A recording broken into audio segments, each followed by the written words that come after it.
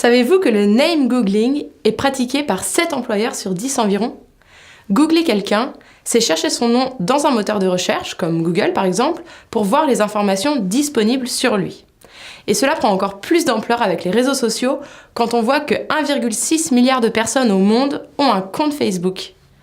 L'identité numérique, cette e-réputation, devient donc cruciale et doit être maîtrisée par chacun, ce qui demande une vraie nouvelle compétence. Voici ce que je vous propose de voir ensemble. Qu'est-ce que la e-réputation précisément et pourquoi est-ce important? Comment la contrôler pour en rester maître et éviter les dérives? Et enfin, comment l'entretenir pour profiter des nombreuses opportunités du web? Par notre activité et nos actions sur Internet, nous avons de plus en plus d'occasions de laisser traîner des informations nous concernant. On pense directement aux réseaux sociaux, mais pas seulement en fait. On peut classer ces informations en 3 catégories. Premièrement, qui on est, par exemple ses coordonnées, son état civil. Ensuite, ce qu'on y dit, c'est-à-dire ses posts, ses photos, son avis, ses forums.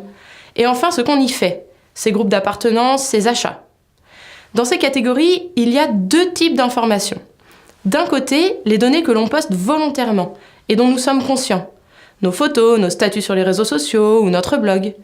De l'autre côté, les données qui sont publiées inconsciemment ou involontairement, comme par exemple des photos postées par d'autres personnes, nos identifiants de connexion, nos données administratives ou encore nos données de géolocalisation. Pour récapituler donc, on peut dire que l'identité numérique, c'est l'ensemble des traces que nous laissons derrière nous, consciemment ou inconsciemment, au fil de nos navigations sur Internet. Le reflet de cet ensemble de traces, tel qu'il apparaît remixé par les moteurs de recherche, constitue donc notre ADN numérique. Mais attention, sur Internet, tout reste. De la même façon que nous contrôlons notre image dans la vie réelle et que nous ne disons pas tout à tout le monde, nous devons aussi contrôler notre image digitale. Cela va nous permettre de maîtriser et anticiper des éventuelles dérives, comme le délitement de la vie privée, l'usurpation d'identité ou encore l'utilisation commerciale ou politique des données de navigation.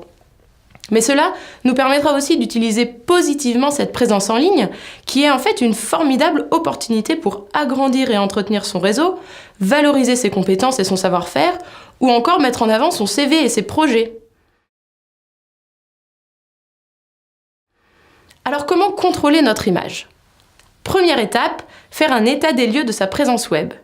La CNIL, la Commission nationale de l'information et des libertés, nous recommande fortement de taper régulièrement notre nom dans Google pour voir ce qu'il en ressort.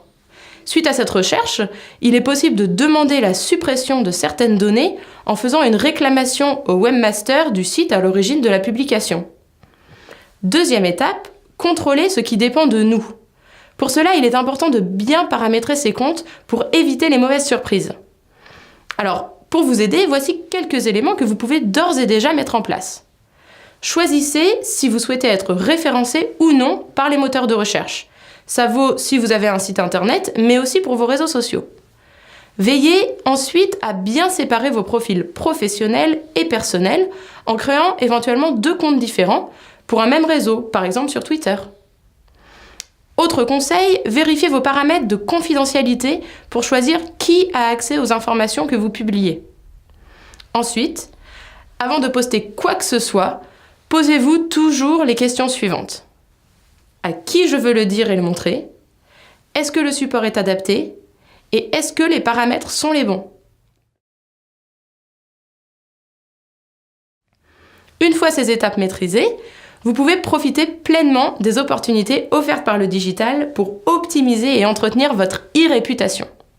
Le fait de prendre vraiment soin de ce que l'on voit de vous sur Internet rejoint la notion de ce qu'on appelle le personal branding, une forme de marketing personnel où votre image numérique est gérée comme une marque.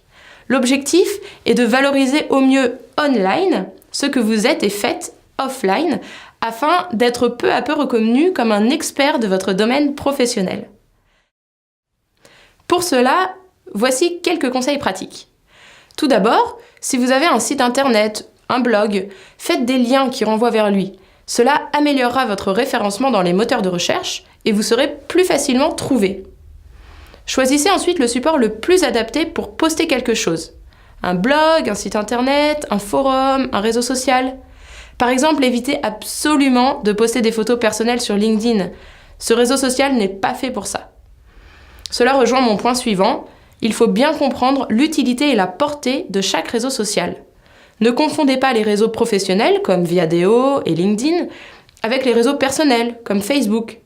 Attention, certains peuvent être les deux à la fois, comme par exemple Twitter. Ceci vous permettra d'adapter votre prise de parole à la visée du réseau.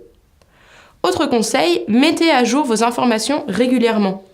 Avoir un profil LinkedIn à jour n'est pas seulement nécessaire quand vous cherchez du travail. Cela vous permet aussi de conserver et entretenir votre réseau. Évitez donc les informations obsolètes. Autrement dit, faites vivre votre réseau. Il n'y a rien de pire qu'un profil ou un blog complètement vide. Cela vous donnera une vision plus négative que positive et pourrait jouer en votre défaveur. Vous l'avez donc compris, suivre de près sa présence en ligne n'est plus une option aujourd'hui. L'assureur Swiss Life propose d'ailleurs depuis juin 2011 une assurance e-réputation. C'est un service payant qui permet d'avoir de l'aide pour obtenir l'effacement ou l'atténuation de contenus diffamants. Alors qu'est-ce que vous attendez ? Googlisez-vous !